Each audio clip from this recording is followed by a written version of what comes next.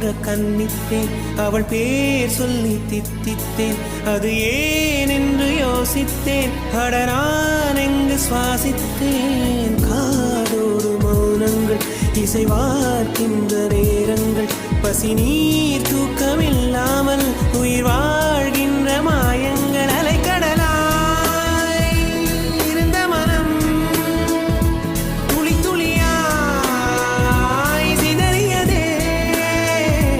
ஐம்புலனும் என் மனமும் எனக்கெதிராய் செயல்படுதே.